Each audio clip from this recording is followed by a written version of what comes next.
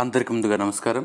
ప్రభుత్వ విత్తం public finance అనే ఈ చాప్టర్లో ప్రజెంట్ మనము ఫెడరల్ ఫైనాన్స్ సమైక్య విత్తం అనే టాపిక్ని డిస్కస్ చేస్తున్నాం.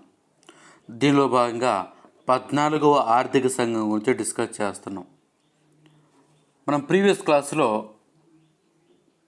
గ్రాంట్ల విషయంలో అంటే కేంద్రం నుంచి రాష్ట్రాలకు వచ్చే గ్రాంట్ల విషయంలో ఏ రకమైనటువంటి సిఫార్సులు 14వ ఆర్థిక సంఘం చేసింది అనే దాని గురించి మనం మాట్లాడడం జరిగింది. మనం ఈ క్లాసులో 14వ ఆర్థిక సంఘం సూచించినటువంటి మరికొన్ని అంశాల గురించి చూద్దాం. ఓకే, దీంట్లో మొదటి చూస్తే మనము ఫిస్కల్ కన్సాలిడేషన్ రోడ్ మ్యాప్. ఒక రకంగా చెప్పాలి అంటే కోశ విధానానికి సంబంధించి 14వ ఆర్థిక సంఘము ఏ రకమైనటువంటి సిఫార్సులు చేసిందో చూద్దాం. ఓకే, ఇక్కడ చూడండి, ఈ 14వ ఆర్థిక సంఘం ఏమని చెప్పిందంటే 2019-20 నాటికి 2019-20 నాటికి ఫిస్కల్ డెఫిసిట్ కోశ లోటు అనేది 3% అంటే 3% తీసుకురావాలని చెప్పింది. ఓకే,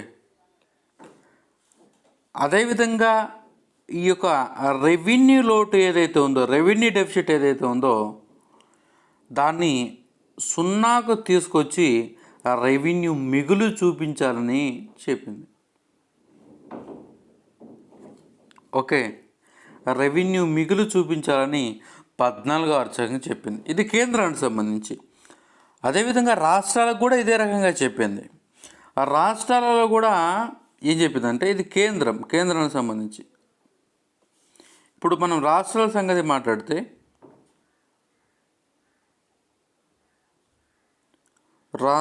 రాష్ట్రాల విషయానికి వస్తే ఈ రాష్ట్రాల గురించి కూడా అదే రకంగా చెప్పింది. 2019-20 నాటికి జాగ్రత్త వినాలి, 2019-20 నాటికి రాష్ట్రాల యొక్క రెవెన్యూ లోటు, రెవెన్యూ డెఫిసిట్ అనేది 0కు తీసుకొచ్చి మిగులు చూపించాలని చెప్పింది. అదేవిధంగా రాష్ట్రాల యొక్క ఫిస్కల్ డెఫిసిట్ కోశ లోటు అనేది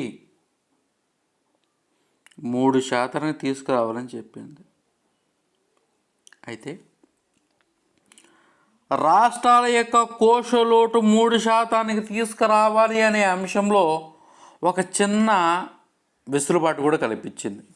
అదేంటంటే ఒక 0.25% డీవియేషన్ ఉండవచ్చు అని కూడా చెప్పింది. అంటే ఒక 0.5% అటు ఇటు ఉండవచ్చు, ఏం తప్పేం లేదన్నట్టు చెప్పింది.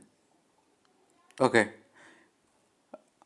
కేంద్రానికి ఏమో ఫిస్కల్ డెఫిసిట్ అనేది 3% తీసుకురావాలని, రెవెన్యూ డెఫిసిట్ ఏమో మిగులు చూపించాలని చెప్పింది. రాష్ట్రాలకు సంబంధించి రెవెన్యూ డెఫిసిట్ అనేది 0కు తెచ్చి మిగులు చూపించాలని, అదేవిధంగా ఫిస్కల్ డెఫిసిట్ 3% ఉండాలి, ఒక 0.25% డీవియేషన్ ఉన్నా పర్వాలేదని చెప్పింది. ఓకేనా? అయితే మనం సాధించామంటే సాధించలేదు. కోవిడ్-19 కారణంగా అవి ఎన్నడూ లేనంత ఎక్కువ పెరిగాయని కూడా మీరు గమనించాలి. మన గతంలో చాలాసార్లు చెప్పుకున్నాం. అదేవిధంగా రాష్ట్రాల యొక్క డెట్ జీడిపి రేషియో, రాష్ట్రాల యొక్క డెట్ జీడిపి రేషియో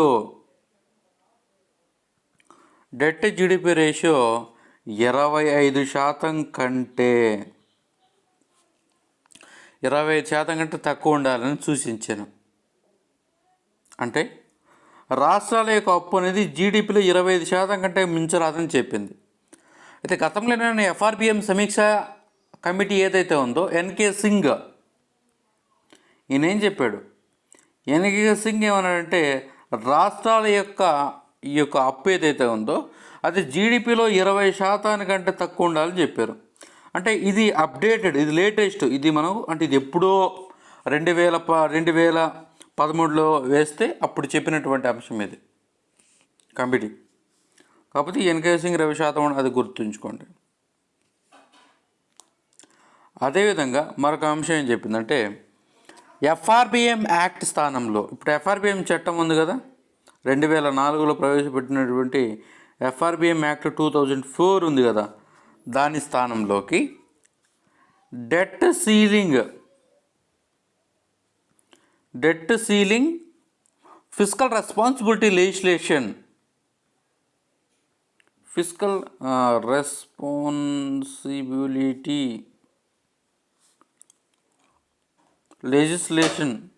తీసుకురావాలని చెప్పాను. అంటే ఇక్కడ మీరు గమనిస్తే డెట్ సీలింగ్ అని ఉంది. అంటే డెట్ అంటే సీలింగ్ అంటే ఒక అంశం గమనించాలి.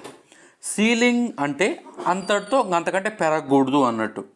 అంటే ఒక రాష్ట్రానికి కానీ కేంద్రానికి గాను ఇంతకంటే ఎక్కువ అప్పు చేయకూడదు అని చెప్పి ఒక సీలింగ్ లాంటిది విధించే విధంగా ఈ రకమైనటువంటి అంశాన్ని మార్పు చేయాలని చెప్పి కూడా ఈ యొక్క 14వ ఆర్థిక సంఘం ఈ కోశ విధానంలో ఫిస్కల్ కన్సాలిడేషన్ రోడ్ మ్యాప్లో భాగంగా చెప్పడం జరిగింది. చూడండి, కోశ లోటుని 2019-20 నాటికి 3% తీసుకురావాలి. అదేవిధంగా 2019-20 నాటికి రెవెన్యూ లోటును పూర్తిగా నిర్మూలించాలని సూచించడం జరిగింది. సరే, ఇక్కడ బుక్లో ఈ 2 పాయింట్స్ ఉన్నాయి.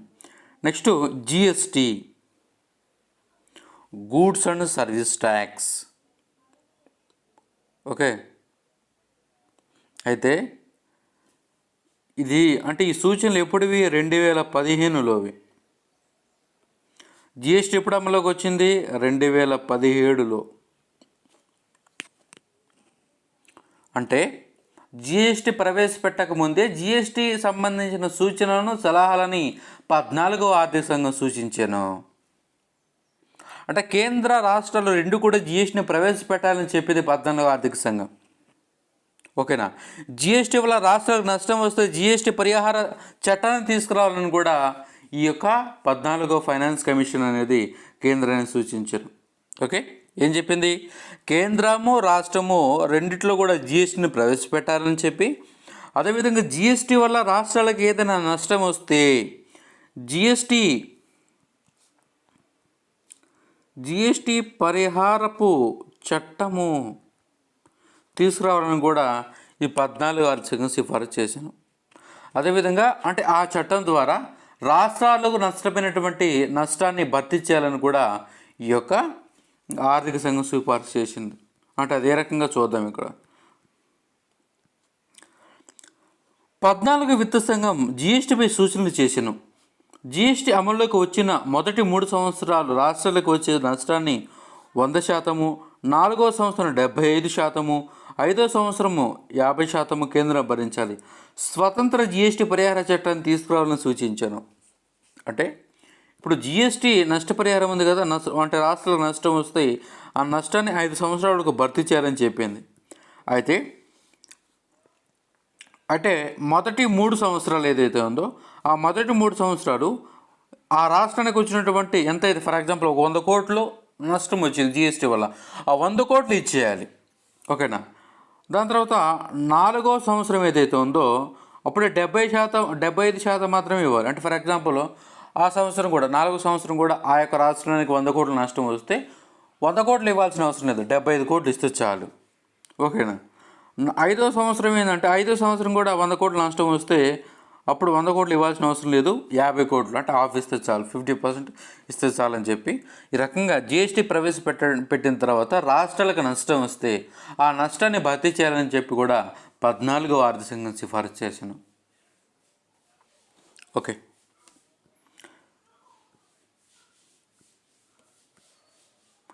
నెక్స్ట్ కేంద్ర ప్రయోజిత పథకాలు, సెంట్రల్ స్పాన్సర్డ్ స్కీమ్స్.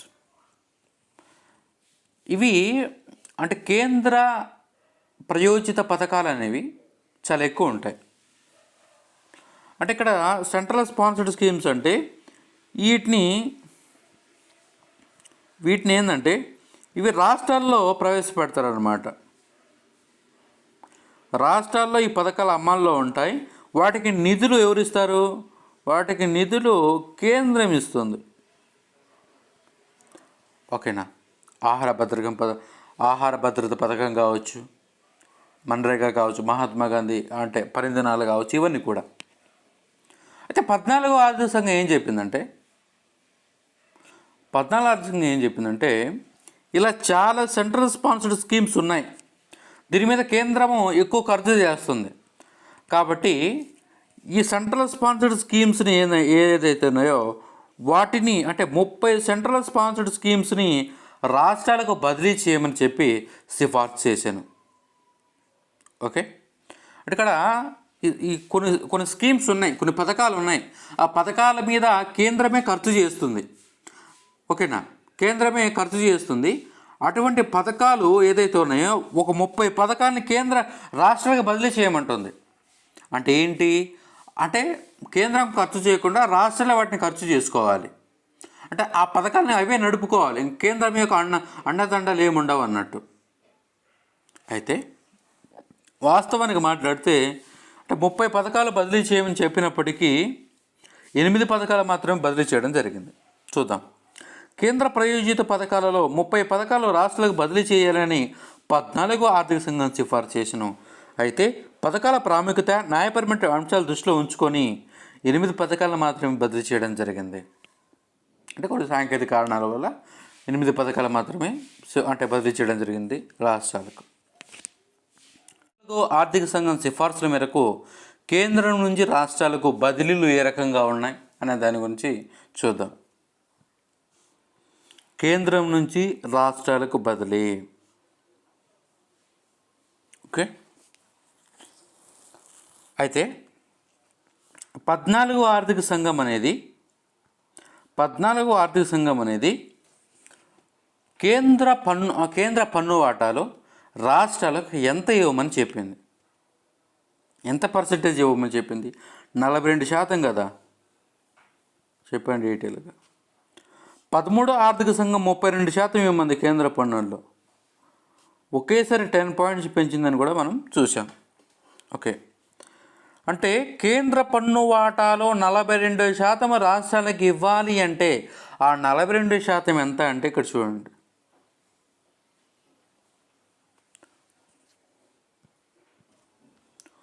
39,48,187 కోట్లు. అంటే కేంద్రానికి వచ్చినటువంటి పన్నుల్లో రాష్ట్రాలకు ఇంత బదిలీ అవుతుంది. ఎప్పుడు 2015 నుంచి 2020 ఈ 5 సంవత్సరాలలో. ఓకే, గ్రాంట్లు బదిలీ ఎంత? గ్రాంట్ల బదిలీ అంటే కేంద్రంకి వచ్చిన రాబడిలో గ్రాంట్లు ఎంత ఇవ్వాలంటే 5,37,354 కోట్లు. అంటే ఇదెంత? 5.72% కేంద్ర రాబడిలో. ఓకేనా, అంటే ఇప్పుడు మనం టోటల్ గమనిస్తే అంటే ఈ గ్రాంట్ల బదిలీ అనేది అంటే కొంచెం అంటే రెవెన్యూ లోటుకి ఎంత, ప్రకృతి విపత్తులకి ఎంత, స్థానిక సంస్థలకి ఎంత విడదీసి ఇక్కడ చెప్పారులే. ఓకేనా, అంటే ఇక్కడ రెవెన్యూ లోటు భర్తీకి ఎంత ఇచ్చారు? 194,821 కోట్లు. ప్రకృతి విపత్తుల కోసం 55,097 కోట్లు. స్థానిక సంస్థల కొరకు 2,87,436 కోట్లు. సరే, ఈ పన్ను బదిలీ గ్రాంట్లో మొత్తం మనం గమనిస్తే ఇక్కడ ఉంది ఎంత? 44,85,541 కోట్లు. అంటే పర్సంటేజ్లో మాట్లాడితే 47.72%. ఇవేమి మనకేం అవసరం లేదు, జస్ట్ చూడండి అంటే కేంద్రం రాష్ట్రాలకు ఎంత ఇస్తుంది అనేది చూడండి, జస్ట్ అంతే. రైట్, ఇక్కడ జాగ్రత్తగా గమనించండి. ఇది మీకు అర్థం కాదు కాబట్టి నా మాటని ఫాలో అవ్వండి, లేకపోతే కన్ఫ్యూషన్ వస్తుంది. As a percentage of divisible pool, as a percentage of a divisible pool. What is divisible pool? Divisible pool అంటే ఏంటి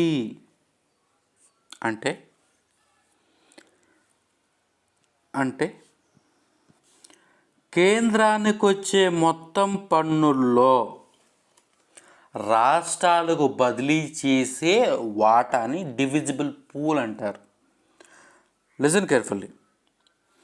కేంద్రానికి వచ్చే మొత్తం ఆ పన్నుల్లో పన్ను రాబడిలో మరి ఇతర రాబడిలో రాష్ట్రాలకు పంపిణీ చేసే రాబడి అని చెప్పవచ్చు. అయితే 14వ ఆర్థిక సంఘము ఈ 5 సంవత్సరాల్లో అంటే 2015 నుంచి 2020 ఈ మధ్య కాలంలో కేంద్రానికి ఎంత రాబడి వస్తుంది అని చెప్పిందంటే 94,444 కోట్లు. అదే విజిబుల్ పూల్. ఓకే, అంటే దీంట్లో రాష్ట్రాలకు పోతుందని అర్థం. ఓకే, అంటే కేంద్రానికి వచ్చే మొత్తం రాబడి ఇదండి, ఈ 94 లక్షలు. ఈ 94 లక్షల కోట్లలో ఈ 94 లక్షల కోట్లలో రాష్ట్రాలకి ఎంత ఇస్తామని చూద్దాం. ఇప్పుడు మొదటి ఏంది, ఫస్ట్ చూడండి, tax devaluation to states. Tax devaluation to states అంటే ఎంత? 42.00. అంటే ఇదంతా 100% అనుకోండి మీరు. ఓకే, అంటే కేంద్రానికి వచ్చే మొత్తం రాబడిని 100% అనుకోండి. దాంట్లో ఎంత ఇస్తున్నాం మనం రాష్ట్రాలకి ట్యాక్స్లు, అంటే ట్యాక్స్ వాటా భాగంగా 42% ఇస్తున్నాం. ఓకే, జాగ్రత్త వినాలి. Grants from the FC to states అంటే ఆర్థిక సంఘం సిఫార్సుల మేరకు రాష్ట్రాలకు ఎంత గ్రాంట్స్ ఇస్తున్నాం? 5.72%. అంటే ఇక్కడ గ్రాంట్స్ రూపంలో గతంలో ఎంత బదిలీ చేస్తారని చెప్పాను నేను? 5,37,354 కోట్లు ఉంది కదా. ఆ 5,37,354 కోట్లు అనేది ఈ 94 లక్షల కోట్లలో 5.72% అని అర్థం. Okay, next, tax devaluation and FC grants to states. ఈ రెండు కలిపి అనమాట. ఈ రెండు కలిపితే ఎంత? 47.72%. ఇక్కడ చూడండి, ఇక్కడ ఏదైతే చెప్పుకున్నామో అదే ఇప్పుడు దాకా 3 పాయింట్లు చెప్పుకున్నాం. చూడండి, అంటే ఇప్పుడు రాష్ట్రాలకు పన్ను బదులు ధర ఎంత? 39,48,187 కోట్లు కదా, అది 42%. అంటే కేంద్ర మొత్తం రాబడిలో పన్ను రాబడిలో మనం 42% రాష్ట్రాలకు ఇస్తున్నాం. రెండవది గ్రాంట్లు బదిలీ ఎంత? 5,37,354 కోట్లు, అదెంత? 5.72%. ఈ రెండు కలిపితే ఎంత? 47.72%. అదే అక్కడ ఇచ్చాడు. ఓకే, అంటే ఫస్ట్ పాయింట్లో రాష్ట్రాలకు ఇచ్చే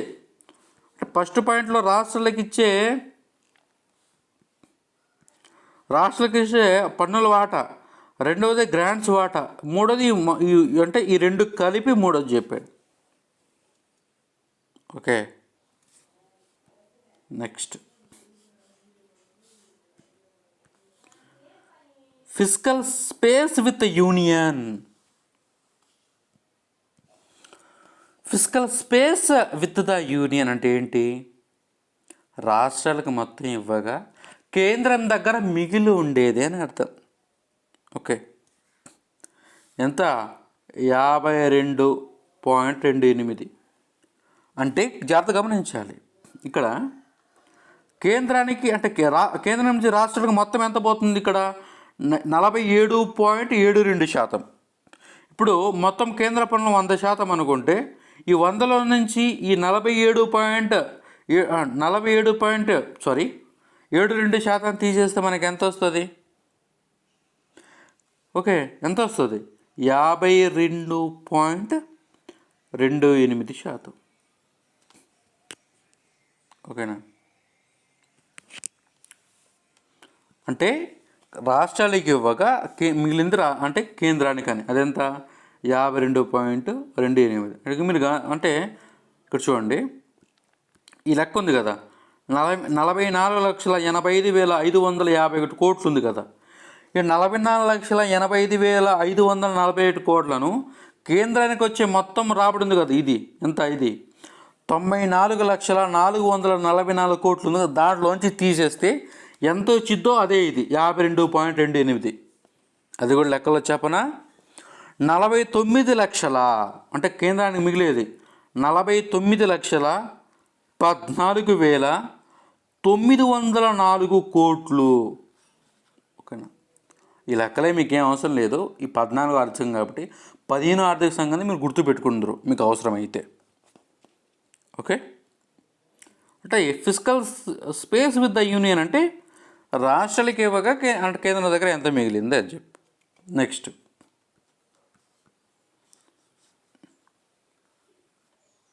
పాయింట్ టు పాయింట్ ఫాలో అవ్వాలి. Next provision for other transfers to states. Okay, అంటే దీని అర్థం ఏంటంటే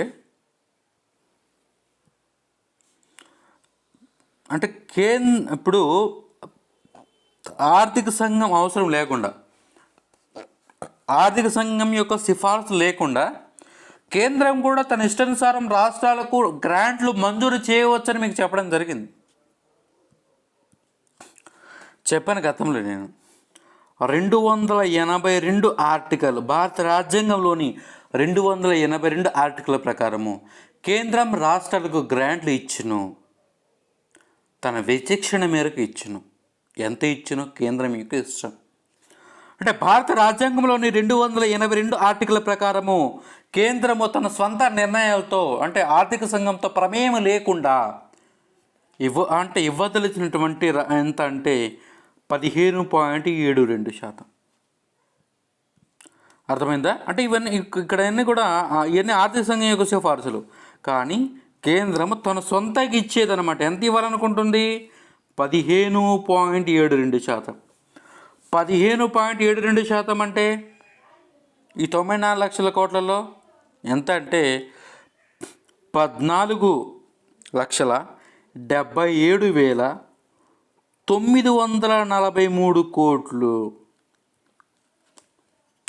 ఓకే, అంటే ఇక్కడ మీరు గమనించాల్సిన విషయం ఏంటంటే ఇప్పుడు కేంద్రము రాష్ట్రాలకి మొత్తం ఎంత ఇస్తుంది అంటే ఇక్కడ మీరు గమనించాల్సింది ఈ 42% కూడా రాష్ట్రాలకు ఇస్తుంది కదా, ఈ 5.72% కూడా రాష్ట్రాలకు ఇస్తుంది కదా, ఈ 15.72% కూడా రాష్ట్రాలకు ఇస్తుంది కదా. ఈ మూడింటిని కలిపితే నీకు 63.44%. Aggregate transfer to the state అంటే సమిష్టిగా మొత్తంగా అసలు కేంద్రం నుంచి రాష్ట్రాలకు ఎంత పోతుంది. ఓకే, ఇది లెక్కలో చెప్పాలంటే నేను 59,63,484 కోట్లు. ఓకే, అర్థమైందా? ఇది టోటల్గా.